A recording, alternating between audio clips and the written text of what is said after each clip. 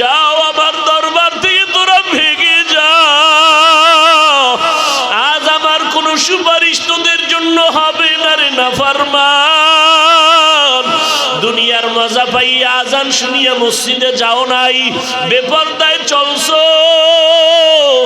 আমার আল্লাহর নবী বলবে তুই আমার উম্মত না, আমি তোর নবী না। সাথে সাথে আল্লাহ বলবে এদের ধর, জাহান্নামের হ্যান্ডকাপ লাগাইয়া ধর। এরা আমার নবীর সাথে প্রতারণা করেছে, দাবি করছে নবীর উম্মত, অথচ নবীর সুন্নত জবাই করেছে। এখন আর ছাড় নাই, ইনসাফের সাথে এদের জাহান্নামে নিয়ে যাও।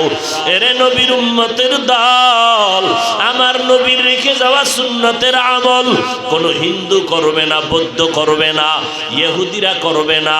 সুন্নতের আমল করবে মুসলমান। ও মুসলমান মা বাবারা, ও যুবকেরা, আজকে তোমার মতো কত যুবক স্কুল কলেজে পড়িয়াও তো নামাজ ছাড়ে না। বলো বাবা, তোমার বিবেকটাকে জিজ্ঞাসা করো, তুমি কেন পারো না? তোমার মতো কত যুবক আজকে তাকায় দেখো, র্যাব, আর্মি, পুলিশ, বিডিআরের চাকরি করে, দাড়িও আছে, নামাজও পড়ে, অভাব নাই। বলো বাবা, তুমি কেন পারবা না? তোমার মতো কত বান্দা রাস্তায় গাড়ি চালায়, ড্রাইভারি করে, নামাজ ছাড়ে না। বলো তুমি কেন পারবা না? তোমার মতো কত বান্দা নদীর মধ্যে মাছ ধরে, নামাজ বাদ দেয় না, ময়দানে কৃষি কাজ করে, নামাজ ছাড়ে না। বলো বাবা, তুমি কেন পারবা না? ওলামায়ে কেরামের কথা কি মিথ্যা মনে করেছো? আল্লাহর কোরআনটা কি মিথ্যা মনে করেছো? ওই কোরআনে তো জান্নাতের বয়ান আছে, জাহান্নামেরও বয়ান আছে। কারা জান্নাতে যাবে, কারা জাহান্নামে যাবে, আল্লাহ তাও বয়ান করে বলেছেন।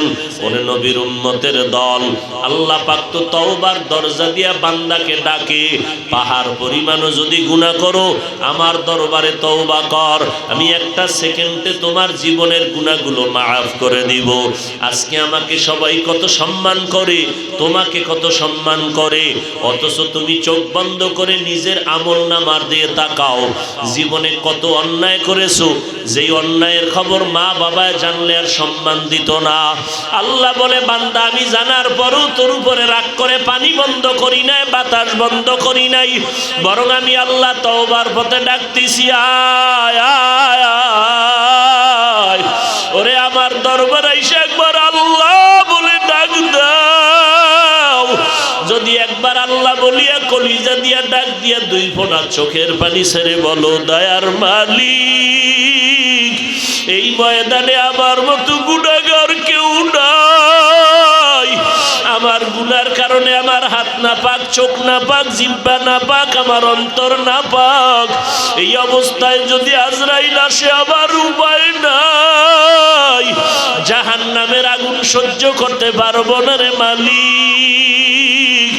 গুনাহ নিয়ে কবরে গেলে দুই পার্শ্বের মাটির চাপ, ওই কবরে জাহান্নামের আগুন সইতে পারবো না। ও আল্লাহ, ময়দানে তুমি নিয়ে আসো, গুনাহ অবস্থায় ফিরাইয়া দিও না। ও আল্লাহ, তুমি তওবাওয়ালা জীবন দান করো। দুনিয়াতে যতদিন বেঁচে থাকবো আর নামাজ ছাড়বো না, বেপরদায় চলবো না, মা বাবারে কষ্ট দিব না, ওলামায়ে কেরামের বিরোধিতা করব না, দেশ ও জাতির বিরুদ্ধে ষড়যন্ত্র করব না। ও আল্লাহ, তোমার হুকুম মানিয়া নবীর তরিকায় চলবো, নামাজ পড়বো, দাড়ি আর কাটবো না, গীবত শেকায়াত করব না। ও আল্লাহর বান্দারা, মাওলার মোহাব্বতে একটু তওবার দিকে আগাও। গুনার কথা স্মরণ করি আমার মাওলার কাছে তওবা করো। তবে এটাও সত্য কথা, দুনিয়াতে কিছু মানুষ থাকবে তওবা নসিব হবে না। 13টা বছর আবু জাহাল নবীরে দেখলো, বয়ান শুনলো, এরপরেও কালেমা নসিব হলো না। এই জমিনে কিছু গুনাহগার শক্ত অন্তরওয়ালা, কোনো বয়ানে দিলটা নরম হবে না, ওই বান্দার তওবা নসিব হবে না। তবে এই ময়দানে যদি দুই একজন নরম দিলওয়ালার গোলাম পাওয়া যায়, চোখের পানি ছেড়ে যদি বলেও দয়ার মালিক, এই ময়দান থেকে গুনাহ নিয়ে আর ঘরে যাব না, আমার আল্লাহ বলবে ফেরেশতারা সাক্ষী থাক, আমি ওর জাহান্নামের খাতার থেকে নাম কাটিয়ে দিলাম, আমি আল্লাহর নামটা জান্নাতীদের খাতায় উঠায় দিলাম। ও যুবক, তুমি স্কুলে পড়ো, কলেজে পড়ো, কোনো বাধা নাই। ও ভাই, তুমি চাকরি করো, বাধা নাই। তুমি লেখাপড়া করো, ব্যবসা করো, বাধা নাই। তবে নবীর তরিকায় 5 বেলার নামাজ পড়ো, মা বাবার দোয়া নিয়ে চলো, ওলামায়ে কেরামের পরামর্শে আমল করো, দেশ জাতির বিরুদ্ধে ষড়যন্ত্র করিও না। আল্লাহর মোহাব্বত নিয়া নবীর সুন্নাত অনুযায়ী চলো। দুনিয়ার জিন্দেগিও কামিয়াবের দরজা খুলে যাবে, আখিরাতের দরজাও কামিয়াবির জন্য কামিয়াবের পথ খুলে যাবে। অতএব যারা শুধু মুহাম্মদকে মানবে, সাহাবায়ে কেরামকে মানবে না, এরা মুমিন ঠিক, মাওলানাও ঠিক, ইসলামের স্লোগান দিবে তাও ঠিক, কিন্তু এরা 72 দল জাহান্নামীদের অন্তর্ভুক্ত। সাহাবায়ে কেরামদের আদর্শ মানে না এরকম মানুষ জমিনে আপনাদের জানা না থাকলেও আমরা জানি, অনেক আছে, এই ময়দানেও আছে। হয়তো নাম বলবো না, নাম বলার প্রয়োজনও নেই। হেদায়াত মাকসাদ, অন্য কিছু নয়। কথার কথা কেউ যদি বলে আমরা ওমরে ফারুককে মানি না, ওসমান রাদিয়াল্লাহু তাআলা আনহুকে মানি না, এইভাবে বলনেওয়ালা মানুষ আমার দেশে অভাব নেই। সাহাবায়ে কেরামদের বিরুদ্ধে সুযোগ পাইলে ওয়াজ করে, ইশারা ইঙ্গিতে বক্তা হইয়া, আবার কলম সৈনিকেরা বিরুদ্ধে লেখে সুযোগ পাইলে সাহাবাদের। এই বলনেওয়ালা লেখনেওয়ালারা সব মুমিন হলেও, আলেম হলেও এরা 72 দল জাহান্নামীদের অন্তর্ভুক্ত। একজন মাওলানা তো বলেই ফেললেন ওমরে ফারুক রাদিয়াল্লাহু তাআলা আনহুকে সে একজন বেদাতি ভণ্ড। বড় কঠিন বিষয়। এক মাওলানা সাহেব বলে ফেললেন নবীরা ভুল করেছিলেন, আল্লাহ নবীদেরকে দিয়া ভুল করাইয়াছিলেন। কি বুঝলেন? নবীরা ভুল করার কারণে নবীরাও দোষী, আল্লাহ ভুল করাইছেন এজন্য আল্লাহও দোষী। আওয়ামী লীগওয়ালারা বলে নাই, বিএমপি ওয়ালারা বলে নাই, কে বলছে? মাওলানা।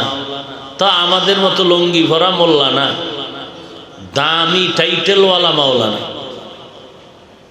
যাদের কথা বলতে বুক কাঁপে না। আমাদের তো বুক কাঁপে, আমরা কেমনে বলবো ওমরের এ ভণ্ড?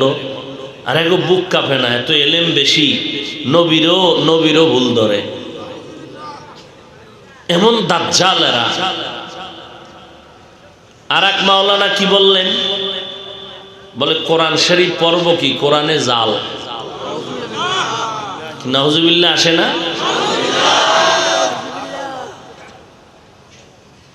এও মাওলানা। আর এক মাওলানা কি বললেন? কালেমা লা ইলাহা ইল্লাল্লাহু মুহাম্মাদুর রাসূলুল্লাহ কালেমা বন্ধ করে, এটা কুফরি। কি যুবকেরা, এই কালেমা কুফরি তোমরা মানো? নবীরা ভুল করেছেন মানো? কোরআনে জাল আছে মানো?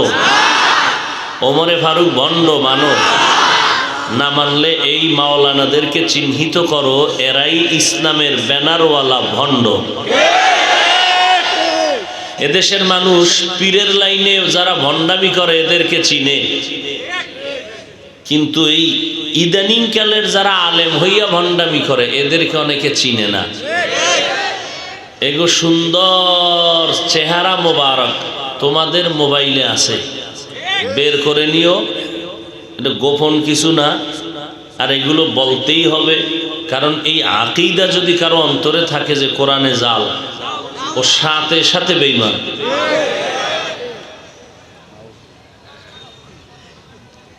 আল্লাহ হেদায়াত দান করুন। ওদের হেদায়াত চাই না, আমাদের হেদায়াত চাই। ওরা মরুক, না হয় জাহান্নামে যাক। কারণ যেই সমস্ত বেঈমানেরা আল্লাহর কোরআনের উপরে কলম ধরতে পারে, নবীর উপরে ধরতে পারে, ওদের হেদায়েতের দরকার নেই। ওরা চিহ্নিত আল্লাহর দুশ্মন। এরপরে আল্লাহ যদি দেয় দিয়ে দিক, বাকি আমরা যেন ওদের চক্রান্তে না পড়ি।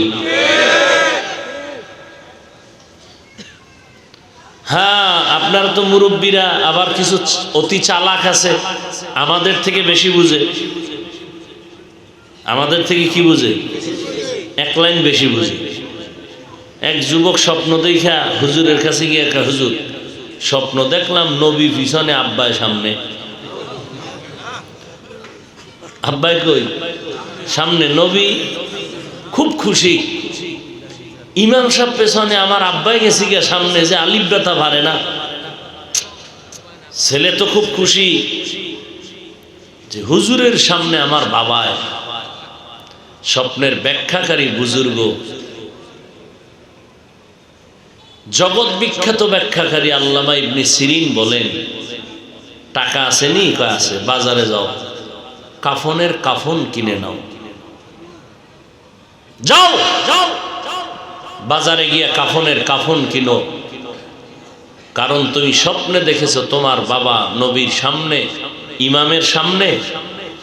একজন সাধারণ মানুষ ইমামের সামনে তখনই যেতে পারবে যখন লাশ হয়ে যাবে। যাও কাফনের কাফন কিনে নাও, তোমার বাবার ইন্তেকালের ইশারা এসে গেছে, যাও। ভাবলো কি, হইল কি? এই অতি চালাক যেটি আছে বেয়াদ্দপ, অতি চালাকের আর এক নাম কি? মনে রাখবেন, লিখে রাখবেন ঘরে। চালাক ভালো, অতি চালাক ভালো না। যারা আল্লাহর উপরে কলম ধরে এরা চালাক না, অতি চালাক। রসুলের উপরে যারা কলম ধরে এরা শুধু চালাক না, অতি চালাক। অতি চালাকের আর এক নাম বেয়াদব, মনে রাখবেন আজীবনের জন্য। আলেমের উপরে যারা কলম ধরে, আলেমের থেকে বেশি বুঝতে চায়, এরা চালাক না অতি চালাক? অতি চালাকরা কি বলবে? অতি চালাকরা বলবে ওয়াজ করলো না গীবত করলো। আমি চলে গেলে তারা কি বলবে আগামীকাল? যে ওয়াজ করছে না গীবত শেখায়াত করেছে। ওই মওদুদি সাহেবের মুরিদ তো লেগে গেছে, সহ্য করতে পারেনি। এবার যারে বলবে সেও চিন্তা করবে, আসলে অমুক আলেমের বিরুদ্ধে বলে গেল, চিন্তা করবে না যে কি বলছি। ওই অতি চালাক বেয়াদ্দবকে জবাব যেন দিতে পারেন, এই জন্য আমি 1 মিনিটে বলে যাই। গীবত করা যে হারাম এটা আপনারা জানেননি? কথা বলেন। কিন্তু কোন আলেম জানে না। বলেন, কথা বলেন। কতটুকু? আপনাদের থেকে একটু কম জানে, এই তো। বেশি কি? বেশি জানে, যেই বেশিটা আপনারা জানেন না। আপনারা জানেন গীবত করা হারাম, আলেমরা একটু বেশি জানে। 4 কারণে গীবত করা ওয়াজিব, না করলে গুনাহ হবে। গীবত করলে হবে সওয়াব, না করলে কি হবে? কয় কারণে? এর এক কারণ, ইসলামের ব্যানার নিয়ে যদি কোনো বেঈমান, কোনো মুনাফিক মুমিনের ঈমান আমল চুরি করে, আহলে হক আলেমদের দায়িত্ব ওদের নাম ঠিকানা শুদ্ধা জনগণকে বলে সতর্ক করবে, ওদের চক্রান্ত থেকে যেন বেঁচে থাকে। এটা গীবত হলেও সওয়াব।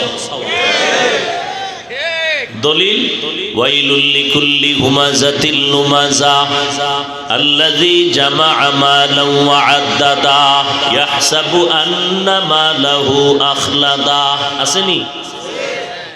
এটা পড়ো। বলবা আরবি পারি না, চালাক তো, পেস দিতেই থাকবে। আচ্ছা বাদ দে আরবি, বাংলা আসেনি? আছে তো বাংলা পড়। কিনার টাকা নাই। আচ্ছা কিনার টাকা না থাকলে তোর হাতে গজবের মোবাইল আসেনি? আছে। আজকে বাসায় গিয়া ডাউনলোড করবি, বাংলা কোরআন লিখে সার্চ দিবি, এবার ডাউনলোড করবি বাংলা কোরআন।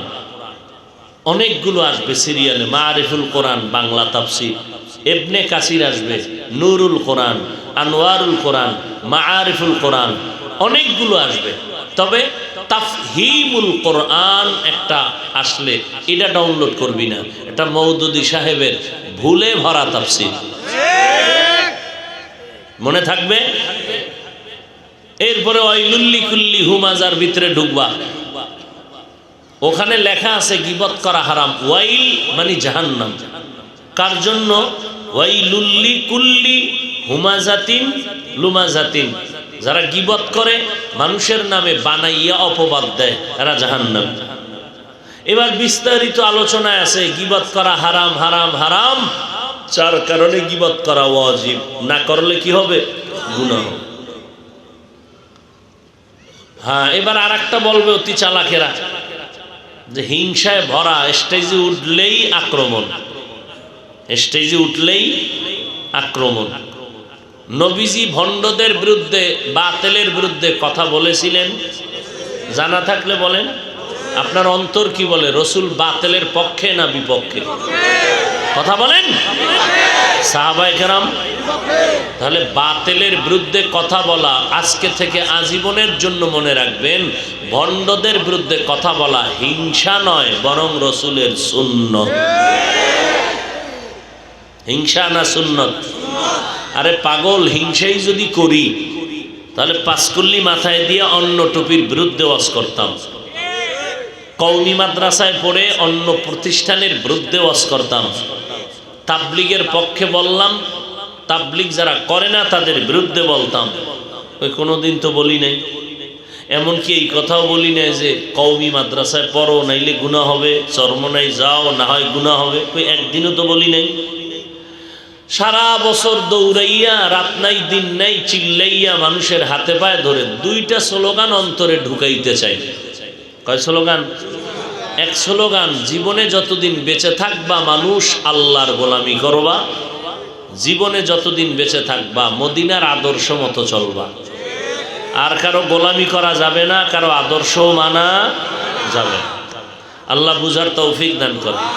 মানে আল্লাহর গোলামি করবেন, রসুলের আদর্শ মানবেন, এই তো।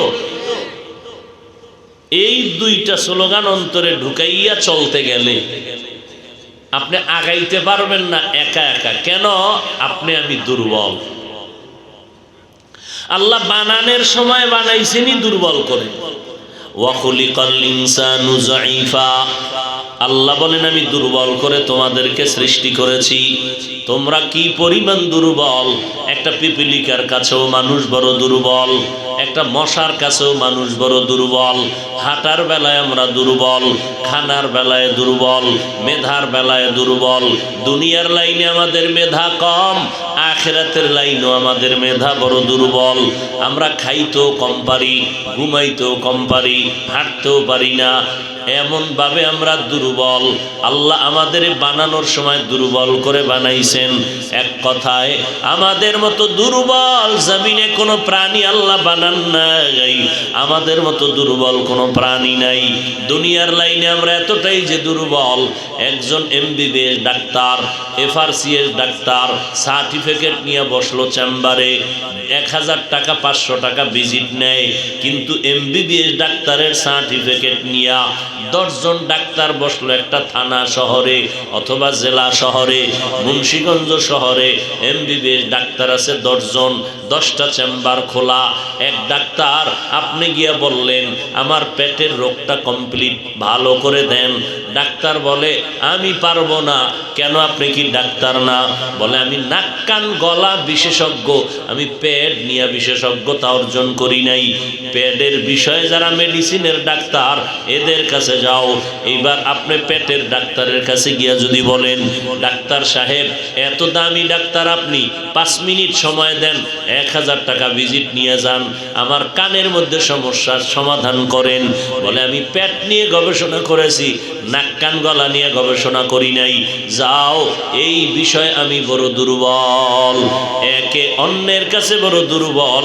আল্লাহ এই সিস্টেম করে সমাজটাকে লেভেল করে দিলেন। আল্লাহ পাক কাউকে সম্মানের দিক দিয়ে বাড়ায় দিলেন, আবার অন্য দিক দিয়ে দুর্বল বানায় রাখলেন। কারণ এই গুণ দিয়ে যেন তুই অহংকারী হয়ে না যাও, এই জন্য আমি অন্য দিকে তোরে দুর্বল বানায় রাখছি।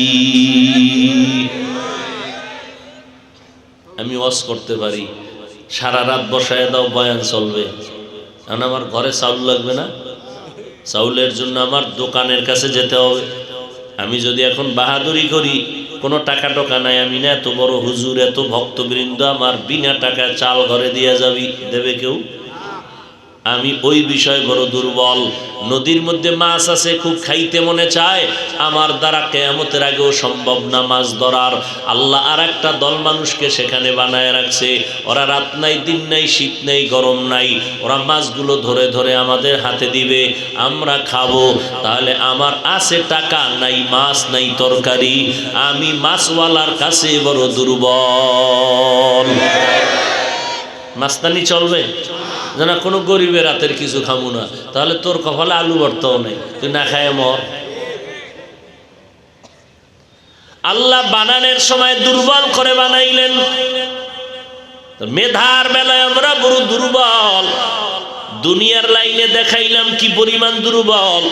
5 জন MBBS ডাক্তার, এক একজনে এক এক লাইনে অভিজ্ঞতা অর্জন করছে, অন্য লাইনে দুর্বল। কথা ঠিক নেই?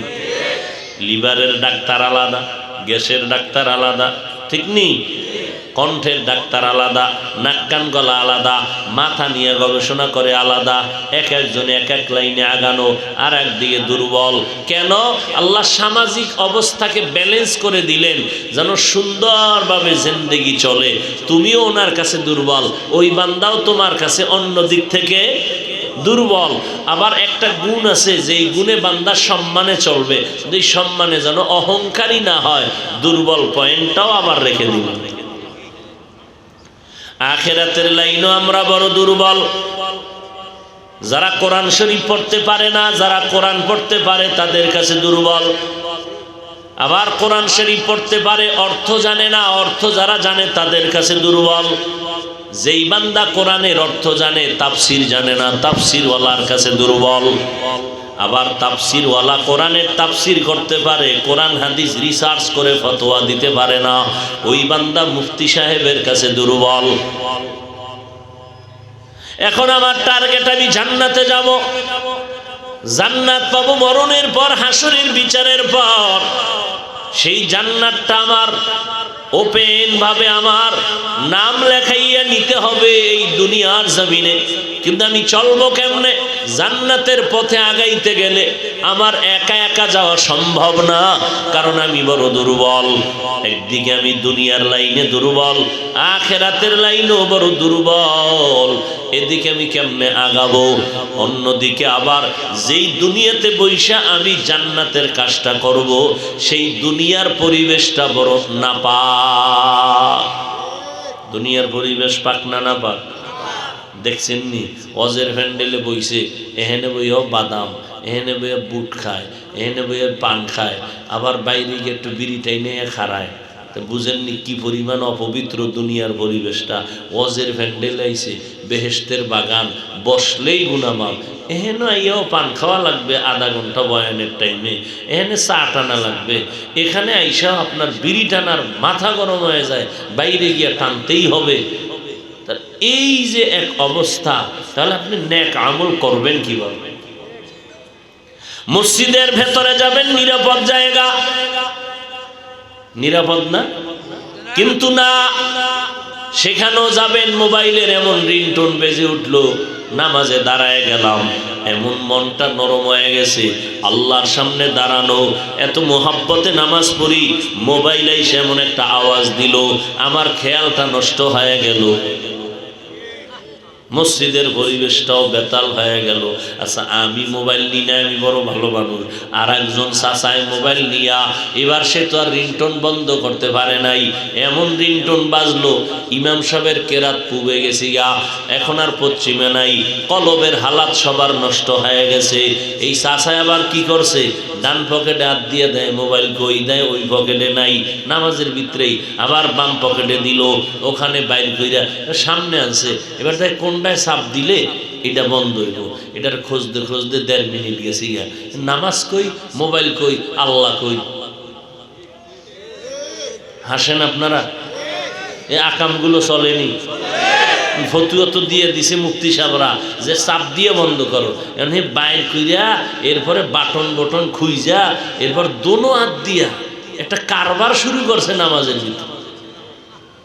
কে আরে ভিডাইব? কারো উপায় নাই ভিডা দেওয়া। দেখেন না, চেয়ারম্যান হইছে একজন, কেডা? আলহাজ লুৎফুর রহমান তালুকদার। জুমার দিন মসজিদে চেয়ারম্যান 36 জন, সব চেয়ারে বইয়া নাক টানে আর ঘুমায়। দেখছেন নি? জুমার মসজিদ ভরা, চেয়ার চেয়ার চেয়ার। ফতুয়া পাইছে একটু তিল, এটা টান দিয়ে বানাইছে তাল। চেয়ারে বয়ে বয়ে ঘুমায়। ইমামের বয়ান কে শুনবে? পাশে বইয়া নাক টানতেছে, মোটামুটি বিলকিসের সিংহাসনে যাইতেছে টানতে টানতে। যখন একামত ফট করে দাঁড়ায় গেছে, যুবক একটা কয়, দাদা অজু? কেনা অজু টুজু? ঘুমাইলেন? কেনা কই ঘুমাইছি, যে নাক টানলেন তো মোরা খাবাইছিল। বিনা অজুতে নামাজ হবে তো কাফের হয়ে যাবে। বিনা অজুতে আল্লাহকে সেজদা দেওয়া সম্পূর্ণ কুফরি। ওই চাচারে আর কেউ পারলো না অজু করাইতে, হে নামাজ পড়া আস্তে আস্তে গেছে, ওইসে নামাজ। তাহলে মসজিদের মধ্যেও যেই বর্তমান হালাত, কি অবস্থা, যে আমরা নিরাপদ নাই। তাহলে যেই দুনিয়ার পরিবেশে আমি নেক আমল করব, এই পরিবেশটাও কি খারাপ। রাস্তা দিয়ে হাঁটবেন, আপনার এটারে কি কয়, মুখ ডাইকে হাঁটে না? আরে না, আমি মাস্ক। মহিলারা কি পরে? পুরুষের পরা দরকার, উপায় নেই। আপনি চিন্তা করতে পারেন, কোনো বাবায় যদি কন্যা সন্তানটাকে বলে, ও মা তুমি ওড়নাটা টেনে ভালো করে দাও, মেয়ে যদি বলে আমার স্বাধীনতা, তুমি আক্রমণ করো কেন? বাবার আর অধিকার নাই এই সোনার বাংলায় মেয়েকে আর চাপ দিবে, এই অধিকার নাই বাবার। এটা রূপার বাংলা না সোনার বাংলা? এবার হিসাব করো। যেই দুনিয়াতে আছি, দুনিয়ার পরিবেশ বড় নাপাক, এরপরেও অন্য অন্য রাষ্ট্রের তুলনায় আলহামদুলিল্লাহ আমার সোনার বাংলাদেশ অনেক ভালো।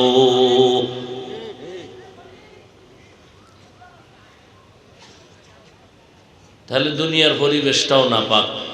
তাহলে আমি একা চলতে পারি না, দুর্বল। যেই পরিবেশে আমি আমল করব সেই পরিবেশটাও বড় দুর্বল। ওদিকে আমাকে 3 দল শয়তান পেছনে টানে, আমাকে চেষ্টা করে জাহান্নামে নিয়ে যাবে। 3 দল শয়তান। একটা হলো আমার ভিতরেই আছে, নফস শয়তান। ইন্নান নাফসা লাআম্মারাতুম বিসু ইল্লা মা রাহিমা রাব্বি ইন্না রাব্বি গফুরুর রহিম। এক শয়তান আমার ভেতরে আছে, আর এক শয়তান আমার বাহিরে আছে। কারণ ওই শয়তান আজান শুনলে ভয়ে পালায়, জিকিরের আওয়াজ পাইলে পালায়। ওই শয়তান কোরআনের আওয়াজ শুনলে পালায়। জিন শয়তান ও বাইরে আছে, সুযোগ পাইলে আমার আক্রমণ করবে।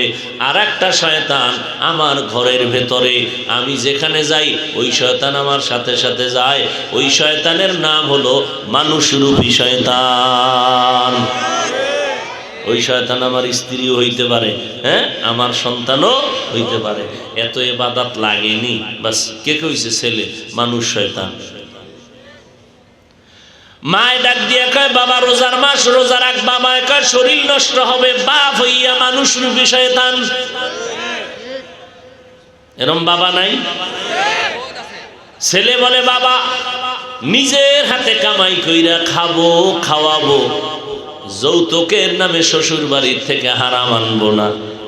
বাবায় কয়, বাবার থেকে কথা বেশি বলবি না, ঘর থেকে নামায় দিব। তোর বিয়ার সময় যৌতুক আমার খাইতেই হবে, মান্যত করছি। এই পায়খানা না খাই আমি কবরে যাব না। এরকম বাপ আছে না নাই? ছেলে কয় বাবা হারাম খাবো না। বাবায় কয় ওই লাইনে যেতে হবে, আমি যেভাবে বলি ওইভাবে চলতে হবে। কত সন্তানরা নামাজ পড়তে চায়, মা বাবায় পছন্দ করে না।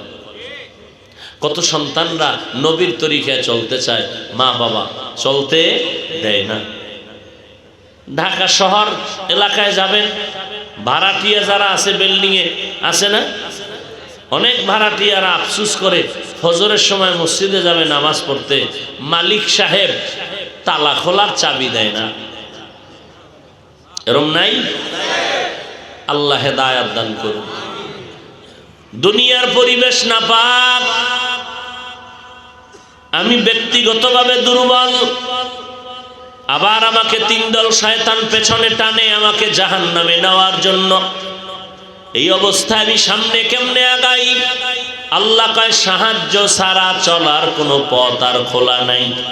একা একা পারবা না, তুমি একটা দলের সাথে চলো, তাহলে যত বড় শয়তান হোক সামনে আসতে ভয় পাবে। সাহায্য নিয়ে চলো। এখন সাহায্য তুমি কার থেকে নিবা? এক আওয়াজে যদি জিজ্ঞাসা আপনারা কার থেকে সাহায্য নিবেন, বাঙালি অত চালাক, হাত পা উঠাইয়া বলবে আমরা আল্লাহর থেকে নিব। এই দাবি যদি 100% সত্য হইতো, অন্তরের এবং বাস্তব হইতো, 30 বছর আগে আমার সোনার বাংলা থেকে হারামের ব্যবসায়ী এনজিওরা পালাইতে বাধ্য হতো। আরে নামাজে বইয়া প্রত্যেক দিন নামাজে ওয়াদা করে, ইয়্যাকা না'বুদু ওয়া ইয়্যাকা নাস্তাঈন, ইহদিনাস সিরাতাল মুস্তাকিম, সিরাতাল লাযীনা আন'আমতা আলাইহিম গায়রিল মাগদুবি আলাইহিম ওয়ালাদ-দাল্লিন।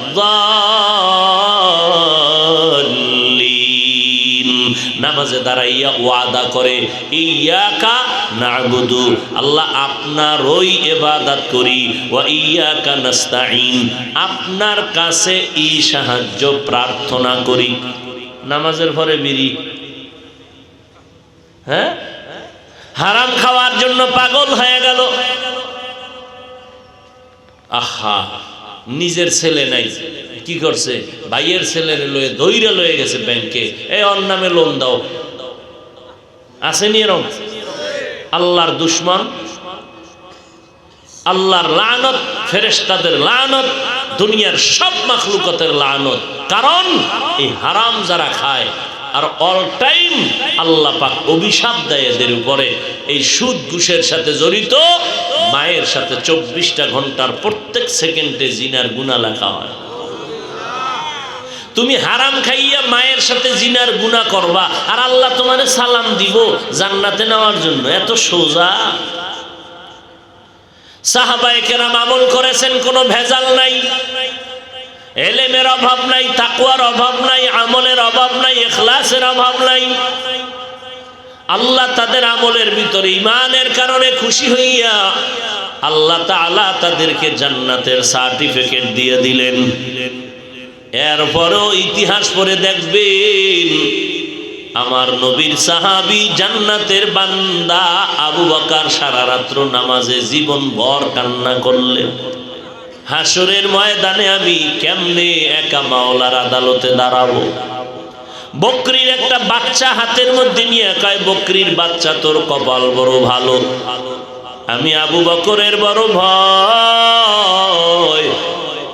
তুমি বড় হইবা, মানুষ তোমারে খাইয়া পেটটা ভরিয়া শক্তি নিয়ে নামাজ পড়বে, ইবাদত করবে, তোমার কোনো হিসাব নাই, জান্নাতও নাই, জাহান্নামও নাই। কিন্তু আমি আবু বকরের ভয়, আমার কবরে যেতে হবে, সাদা কাফনের প্যাকেটে আমাকে ঢুকতে হবে, কত হাজার বছর আমার কবরে থাকা লাগবে তার কোনো ঠিকানা নাই। আল্লাহর আদালতে দাঁড়ান লাগবে, যদি হিসাবের বেলায় আটকা পড়ে যায় আমার হ্যান্ডকাপ লাগবে, জাহান্নামের হ্যান্ডকাপ। ওই জাহান্নামের একটা সেকেন্ডের আগুনের তাপ আমি সহ্য করতে পারবো না। আবু বকরের মতো বান্দা যদি কান্না করেন, আপনার আমার কি পরিমাণ কান্না প্রয়োজন? আজকে কান্নাও নাই, কান্নার বয়ানও নাই। কেউ যদি কান্না করে, কিছু কপাল পোড়ারা তাকাইয়া তারে তিরস্কার করে আর হাসাহাসি করে, দেখ লজ্জা নাই কেমনে কাঁদে। হ্যাঁ, কি পরিমাণ বেহায়া বেলাজা! ওরে লজ্জা তো তোর নাই, কোরআনের বাগানে বসছো, তোর চোখে পানি আসে না কেন বেহায়া? অথচ সে উল্টা বলতেছে কান্নাওয়ালাকে, কাঁদো কেন? আবার কালা চশমার হুজুর কান্নার বিরুদ্ধে ওয়াজও করে। কোথায় যাবেন? অথচ আমার রসুলের কোনো গুনাহ নেই, আমার মায়ার নবী ঘরের মধ্যে বসে কান্না করতেছেন। আম্মা জান আয়েশা রাদিয়াল্লাহু আনহা বলেন, পয়গম্বর কেন কান্না করেন আপনি রাহমাতুল লিল আলামিন? আমি আয়েশার কোনো বেয়াদবি হয়েছে নাকি? বলে কেন? কয় নবী আমার বয়স তো কম, 6 বছরে আপনার সাথে আমার বিবাহ হলো, 9 বছরে আমি আপনার ঘরে আসলাম, আমার বয়স অনেক কম। ও আজানতে কোনো বেয়াদবি না হইয়া গেল, আপনি এই জন্য কাঁদেননি? কয় না রে আয়েশা, জন্য কাঁদি না। ও পর্দার আড়ালের আম্মা জানেরা আছে, এরে আম্মা জান, আপনারা তো নারী, কত দামি, নবীদের মা, সাহাবায়ে কেরামের মা, আউলিয়ায়ে কেরামের মা। আম্মা জান আয়েশা রাদিয়াল্লাহু আনহার মতো নারী, ফাতেমা রাদিয়াল্লাহু আনহার মতো নারী, খাদিজা রাদিয়াল্লাহু আনহার মতো নারী। আপনারা হাফেজে কোরআনের মা, আদর্শ সন্তানের মা। একটা আদর্শ সন্তান জমিনে উপহার দিবেন, একটা সন্তানের দ্বারা সমাজ আলোকিত হয়ে যাবে। ওই সন্তান উপহার দিতে হলে মা আপনাকে আদর্শওয়ালা হতে হবে। আম্মা জান আয়েশা বলেন, আমি নবীর ঘরে 9 বছর বয়সে আসলাম, 18 বছর যখন হয়ে গেল আমার বয়স, তখন আমার নবী দুনিয়ার থেকে বিদায় হলেন। আমি নবীর ঘরে সময় কাটাইলাম মাত্র 9 বছর। আমার নবী আমারে এমন দোয়া কইরা দিছে, এই 9 বছরে আমি আয়েশা কত দামি হয়ে গেছি। 2000-এর উপরে হাদিস আমার মুখস্থ হয়ে গেল, আমি 2000-এর উপরে হাদিসের হাফেজা হয়ে গেছি। আল্লাহর নবী আমি আয়েশাকে এমন মোহাব্বতের দোয়া করেছেন, বড় বড় বড় বড় সাহাবায়ে কেরাম যাদের এলেমের কমতি নাই, এরাও মাঝে মাঝে কোনো মাসআলায় যদি আটকাইয়া যাইতেন, আমি আয়েশার কাছে আসলেই আমি জবাব দিলে সমাধান হয়ে যাইত। মাত্র নবীর সময় দিলাম 9 বছর। টোটাল আম্মা জানের বয়স কত? 18 বছর। এই 18 বছরের মাত্র নবীর সোহবত পাইলেন 9 বছর। আর আমার বোনের তো 18 বছরে বিবাহই হয় না অনেকের। এরে পর্দার আড়ালের আম্মা জানেরা, আম্মা জান আয়েশা রাদিয়াল্লাহু আনহা বলেন, নবীজিরে জিজ্ঞাসা করলাম, নবী আমি আয়েশার কোনো বেয়াদবি যদি না হয় তো কান্না করেন কেন, জানতে চাই। মায়ার নবী বলেন, ও আয়েশা, আজ আমার কান্নার কারণ হাসরের কঠিন সময়ের কথা আমার মনে পড়ে গেল। আম্মা জান বলেন, আমি নবীরে জিজ্ঞাসা করলাম হাসরের কি কঠিন সময়ের কথা বলেন। নবী কান্না করে বলেন, আয়েশা, কিয়ামতের ময়দানে সব নারী পুরুষ থাকবে উলঙ্গ, কেউ কারো দিকে নজর দেওয়ারও সুযোগ হবে না, এতটা ভয়ঙ্কর হবে কিয়ামতের মাঠ। সূর্য মাথার উপরে নেমে আসবে, সূর্যের গরমে জমিনগুলো তামা হয়ে যাবে। এই জমিনটাই হবে কিয়ামতের মাঠ। সিরিয়ার জমিন হবে আল্লাহর বিচারালয়, আদালত। নবী বলেন, আয়েশা জানোনি এত পরিমাণ ভয়ঙ্কর অবস্থা হবে। একদিকে সূর্যের গরম, অপর দিকে আমার আল্লাহ পাকের কাহ্হারিয়াতের আওয়াজ, লিমানিল মুলকুল ইয়াউম লিল্লাহিল ওয়াহিদিল কাহ্হার। আল্লাহ পাকের কুদরতের আওয়াজে হাসরের ময়দানটা থর থর করে কেঁপে উঠবে। অন্যদিকে জাহান্নামের আওয়াজ, জাহান্নাম বলবে, আল্লাহ বেনামাজি গুনাহগার গুলো কই, আমার পেটের ভেতরে দাও। ও আয়েশা, ওই সময় এমন অবস্থা হবে, আপন আপন বলতে কেউ থাকবে না। একজন মা একটা নেকের টানে সন্তানের খুঁজে গিয়ে বলবে, বাবা আমার জান্নাত রেডি, শুধু একটা নেক হয়ে গেলে হবে। ও সন্তান, দুনিয়াতে তোরে নিয়ে কত কষ্ট করেছি, কত সময় খানা নিছি খাইতে পারি নাই, তোর পেটে পায়ের লাথি পড়ার কারণে আমি ব্যথায় সহ্য করতে পারি নাই। তোরে নিয়ে কত রাত্র ঘুমাইতে পারি নাই। আজকে আমার না খাইয়া দুনিয়াতে তোরে লালন পালন করেছি। তুই যখন পরীক্ষার হলে ঢুকছু, আমি মা যায় নামাজ বিছাইয়া দোয়া করেছি, ও আল্লাহ তুমি আমার সন্তানের পরীক্ষায় কামিয়াবি দান করো। তুই যখন বাহিরে গেছো, আমি মা ঘুমাই নাই, আমি মা তোর জন্য তো চোখের পানি ছেড়ে দোয়া করেছি। এত কষ্ট করিয়া তোরে মানুষ বানাইলাম, একটা নেক যদি আমারে দাও, আমি মা এখন জান্নাতে যেতে পারবো। নবীজি বলেন, সন্তান বলবে আমি মায়ের পেট ছাড়া দুনিয়াতে আসতে পারি নাই, তবে তুমি যে আমার মা আমি বিশ্বাস করি না, যাও, আমি তোমারে নেক দিতে পারবো না, তুমি আমার মা কিনা আমার জানা নাই। এবার সন্তান দেখবে একটা নেকের অভাবে দেখতেছে মায়ের বিপক্ষে ফয়সালা হয়ে গেল, আল্লাহ অর্ডার করবে জাহান্নামের শিকল লাগাও। সন্তান দেখবে একটা নেকির অভাবে মায়ের হাতে জাহান্নামের শিকল, মাকে টেনে টেনে জাহান্নামের দিকে নিয়ে যাবে। আল্লাহর নবী বলেন, আয়েশা কেমন ভয়ঙ্কর অবস্থা হবে হাসরের মাঠে। যেই হাসরের মাঠে নবীদের কোনো গুনাহ নাই, সেই নবীরা পর্যন্ত ভয়ে নাফসি নাফসি বলে কান্না শুরু করবেন। উম্মতের কথা পর্যন্ত তাদের মনে থাকবে না, শুধু বলবে আল্লাহ আমারে বাঁচাও, আমাকে বাঁচাও। সূর্যের গরম সহ্য করা যায় না, জাহান্নামের আওয়াজ সহ্য করা যায় না, আল্লাহ পাকের রাগান্বিত অবস্থা মেনে নিতে পারি না। ও আল্লাহ আমাকে বাঁচাও।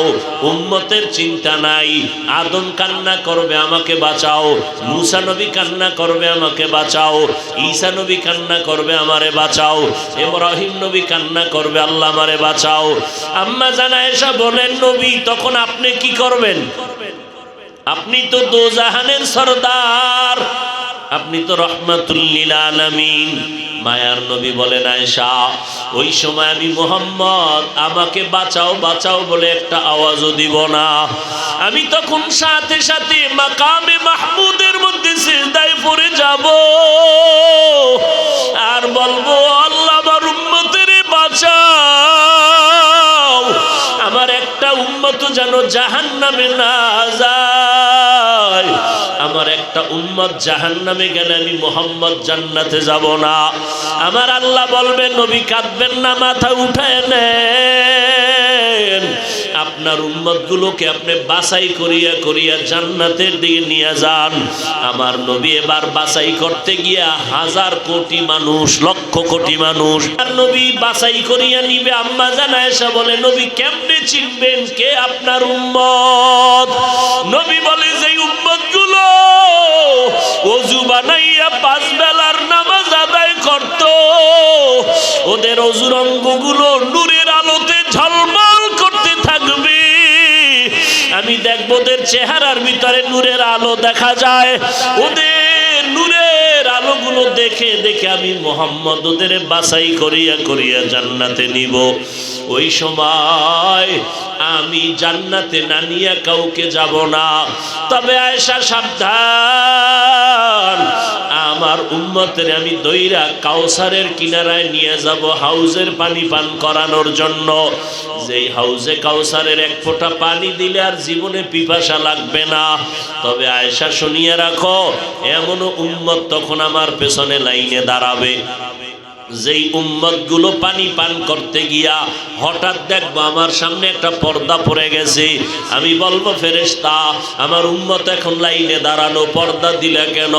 ফেরেশতা বলবে, নবী এটা উম্মত আপনার আদরের নয়, এই উম্মত দুনিয়াতে আসার পর আপনার হুকুম আপনার আদর্শ মানে নাই, সুন্নত গুলো জবাই করেছে, মনের মতো চলেছে, আলেম ওলামারা পায়ে দরিয়া ডাকলো, নামাজ পড়ে নাই, পর্দা করে নাই, হালাল খায় নাই, সুন্নত অনুযায়ী চলে নাই। তখন নবী দেখবে আসলেই লোকটা নামাজি না, আমার উম্মত হইয়াও সে আমার সুন্নত মানে নাই।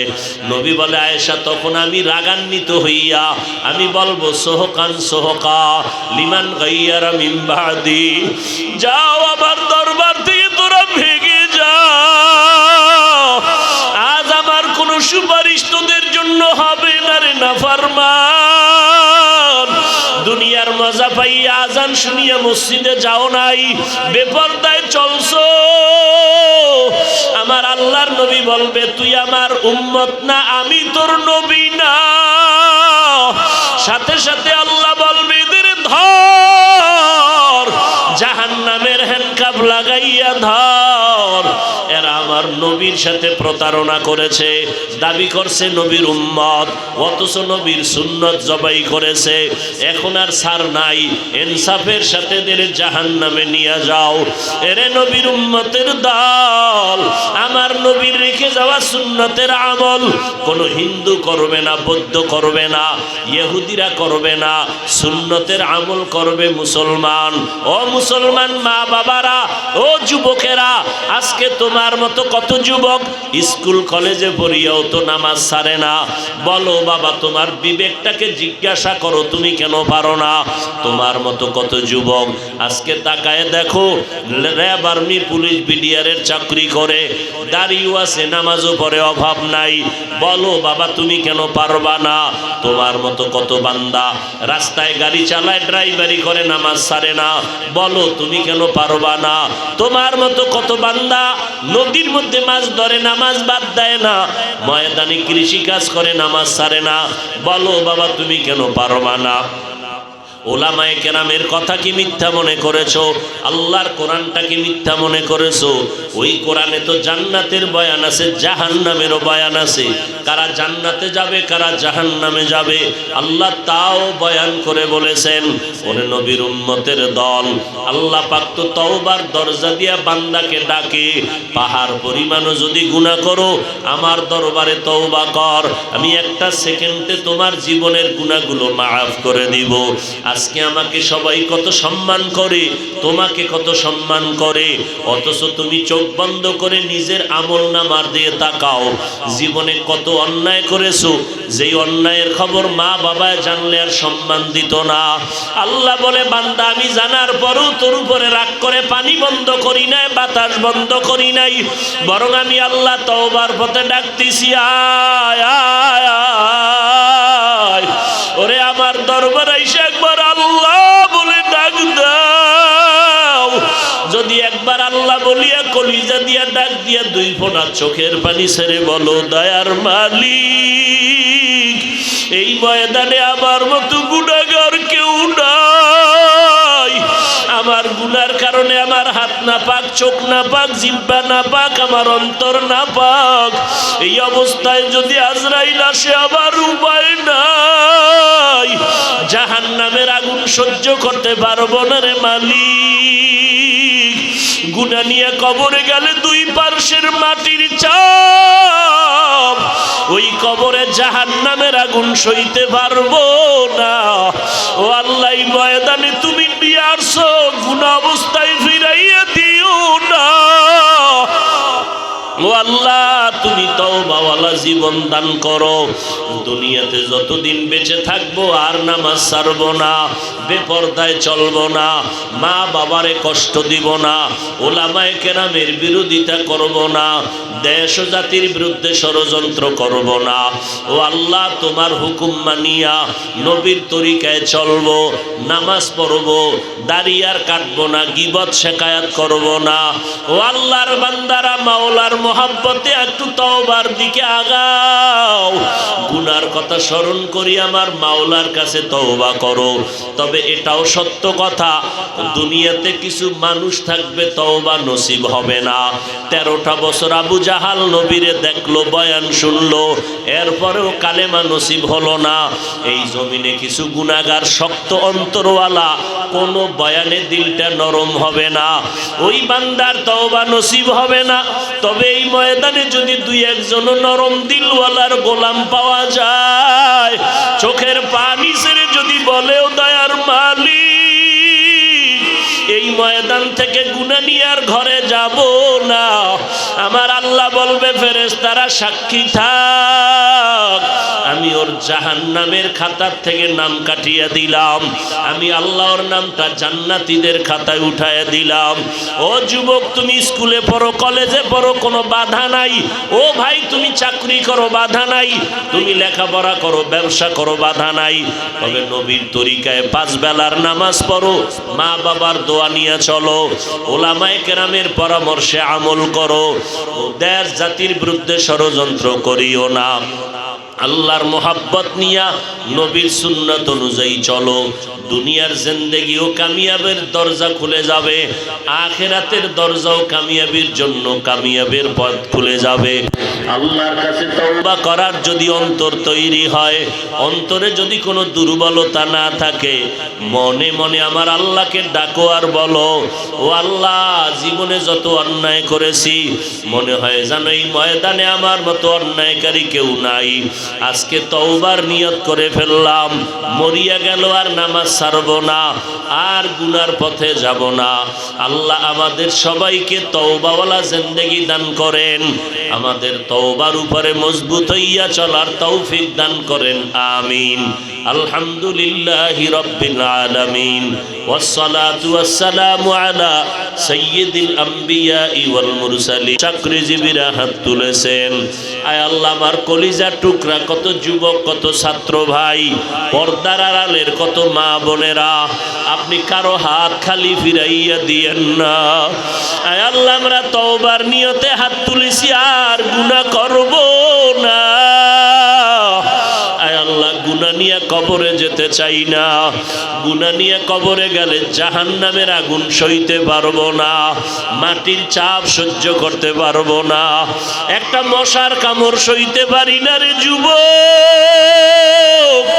ওরে, একটা মশার কামড় সইতে পারো না, গুনাহগার হইয়া কবরে গেলে মাটির চাপ কেমনে সহ্য করবি? সূর্যের গরম সইতে পারো না, জাহান্নামের গরম কেমনে সহ্য করবারে যুবক।